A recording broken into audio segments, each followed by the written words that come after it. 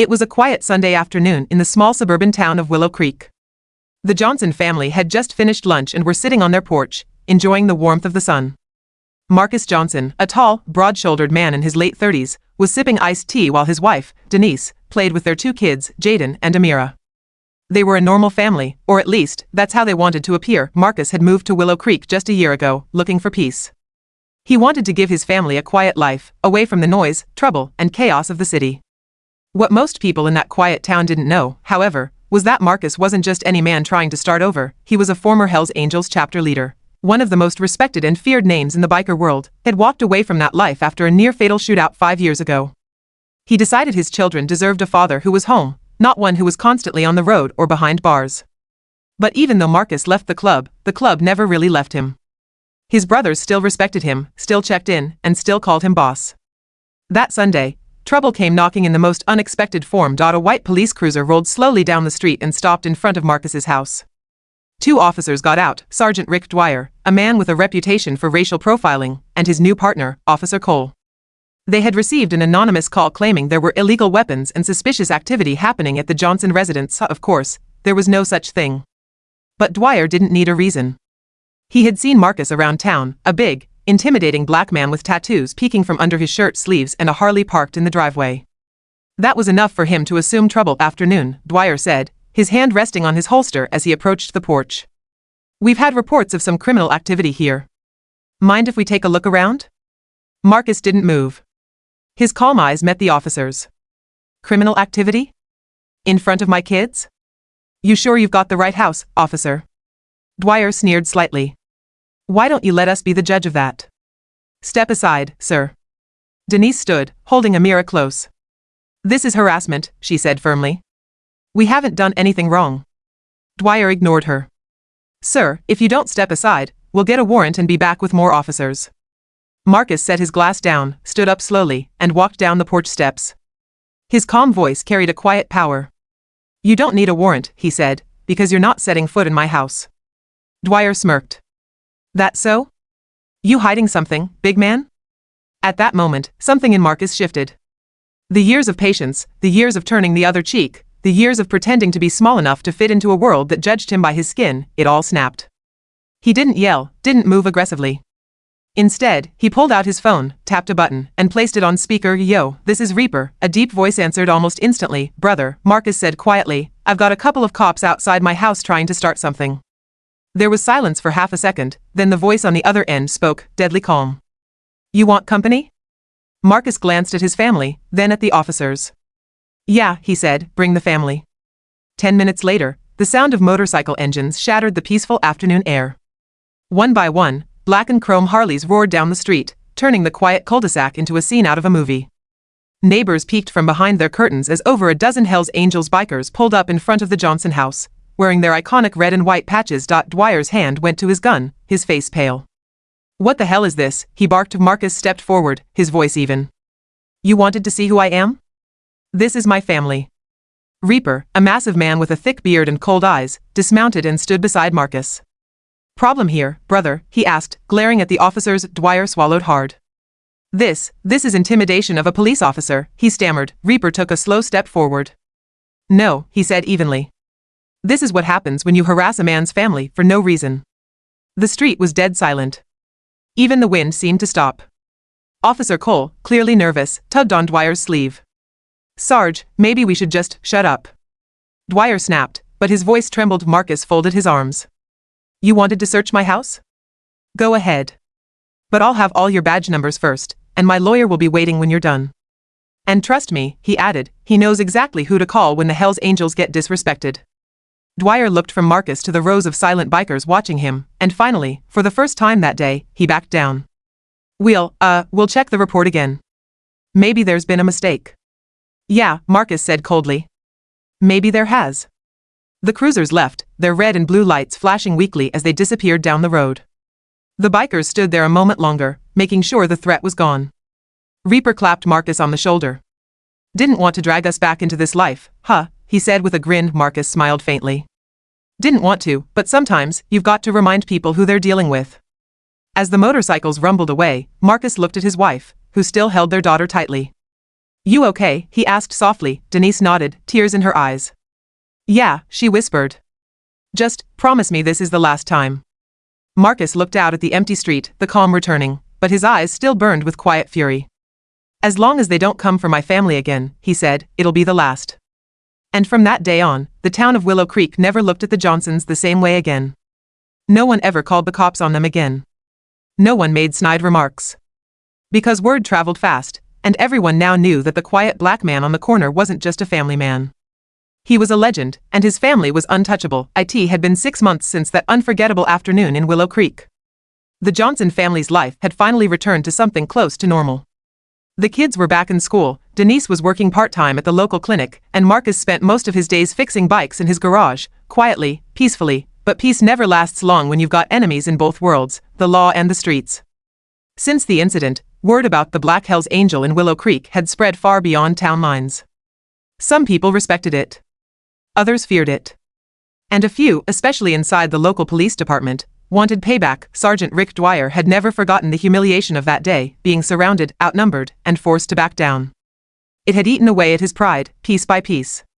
He started digging into Marcus's past, looking for anything he could use.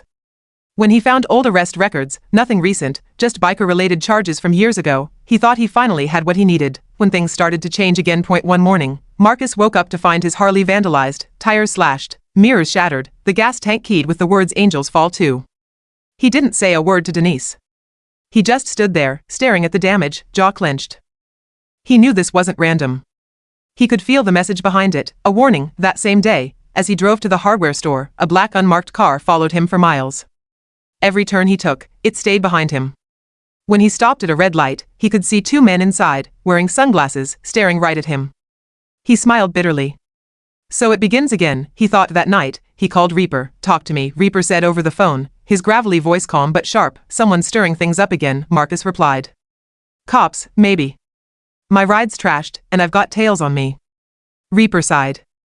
You sure you don't want us to come down there? We can send a few brothers. No, Marcus interrupted. Not yet. I've got kids here. I'll handle it.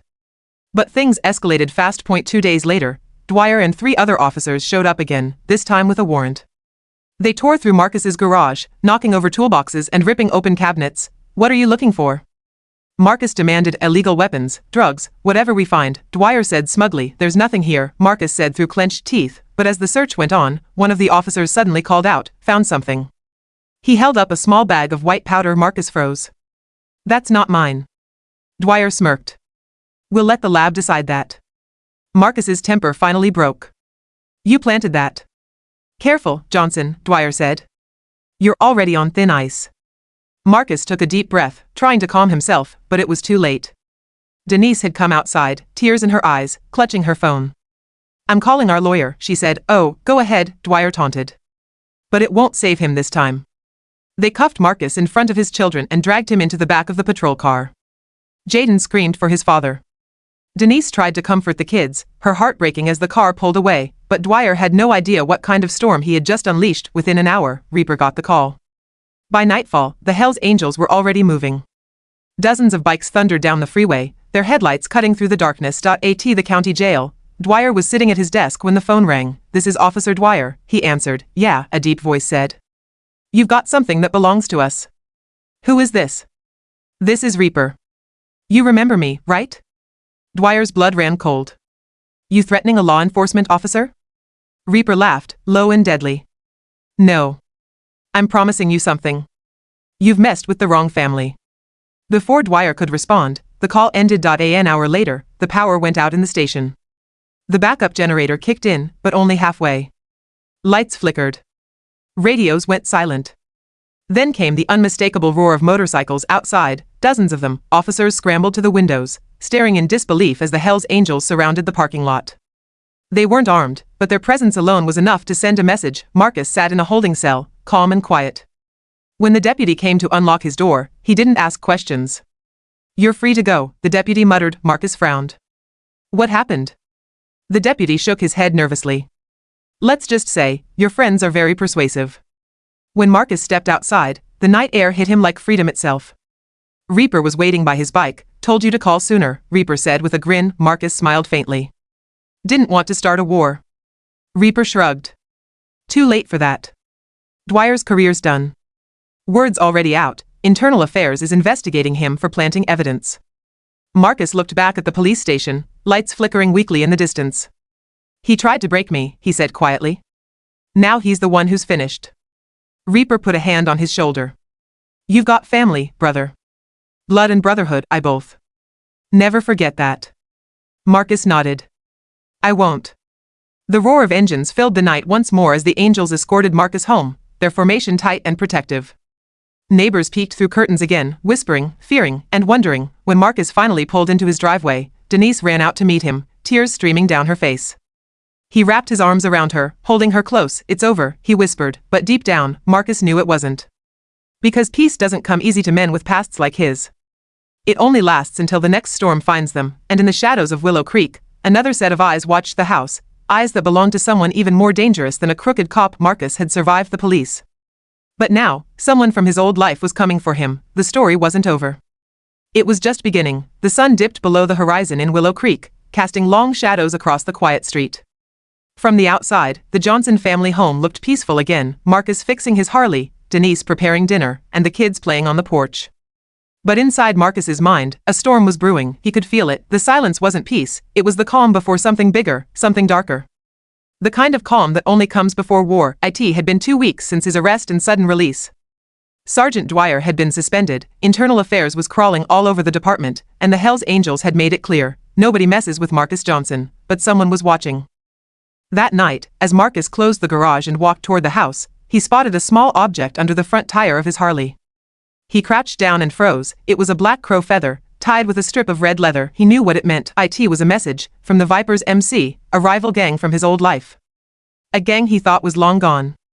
Years ago, before Marcus left the biker world, the Vipers had ambushed one of his chapters. Blood had been spilled, and Marcus had been the one to put their leader, Rico Vargas, behind bars. Now, Rico was out, and he wanted payback. That night, Marcus sat in his living room, staring at the feather on the coffee table. Denise could tell something was wrong. What is it? She asked quietly. He hesitated, then finally said, it's from the Vipers. They're back. Denise's eyes widened. Marcus, you said that was over. It was, he said firmly. But Rico doesn't forgive. And he doesn't forget. She grabbed his hand. Then call Reaper. Tell him. I already did, Marcus interrupted. The boys are on alert. But this time, I can't let them come here. I won't let our home turn into a battleground. Denise looked at him, fear in her eyes. What are you going to do? Marcus's expression hardened. Finish what I should have finished years ago. The next night, Marcus rode out alone. No patch, no backup, just him, his bike, and the open road. He rode for hours, heading toward the old industrial district on the edge of the city. The Vipers used to run a scrapyard there, a perfect place to hide things that shouldn't exist. When he arrived, the place looked abandoned. Rusted cars. Broken fences. Silence, but he knew better. He dismounted and walked in, every sense alert. Rico, he called out. Let's end this. A slow clap echoed from the shadows. Then came the voice, low, smooth, and filled with venom. Well. The legend himself. Marcus Iron Johnson. Never thought I'd see the day you came crawling back. Rico Vargas stepped out of the darkness, older, scarred, but still dangerous. His crew flanked him, armed and grinning. You should have stayed gone, Marcus said coldly. Rico laughed. You should have stayed in prison. Marcus didn't flinch. You came after my family. That's where you made your mistake. Rico smirked.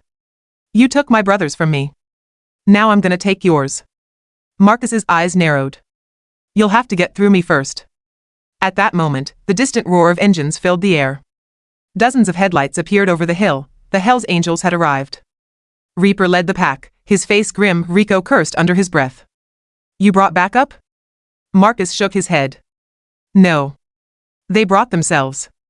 What followed was chaos, steel and smoke, fists and fury. The Vipers opened fire first, but the Angels weren't amateurs. Bats, chains, and fists met gunfire in a brutal, roaring storm of vengeance. Marcus faced Rico one-on-one, trading blows in the middle of the yard. Years of anger poured out with every punch. Rico lunged with a knife, slicing Marcus's shoulder, but Marcus countered, grabbing the blade and disarming him with a bone-cracking twist. You could have walked away, Marcus said, panting. But you chose this. Rico sneered through blood. You can't outrun who you are. Marcus drove a final punch into Rico's jaw, dropping him to the ground. "You're right," he said. "But I can choose who I fight for." The sound of police sirens began to echo in the distance. Someone had called it in. Reaper shouted, "Time to move." Marcus stood over Rico, breathing heavily. "If you ever come near my family again, I won't stop next time." Then he turned and walked away, bloodied but alive, surrounded by his brothers as they roared off into the night. Hours later, back home, Denise cleaned the cut on his shoulder in silence. "You said you'd left that life," she whispered. Marcus looked down, shame flickering in his eyes. "I did. But sometimes your past doesn't let go until you face it." She touched his hand. "Is it over?" He nodded slowly. "Yeah. Rico's done. The Vipers are done." He paused, then added quietly, "But I think it's time we really start over, somewhere far away." Denise smiled faintly, tears in her eyes. "Then let's go. Wherever you want. Just, no more fights." Marcus pulled her close. No more fights. Outside, the sun was rising over Willow Creek, warm, golden, peaceful. But as Marcus looked out at his Harley, he couldn't help but feel one last flicker of unease. In his world, peace never came free. It had to be earned and protected, and for Marcus Johnson, former Hell's Angel and devoted father, that was a price he was always willing to pay.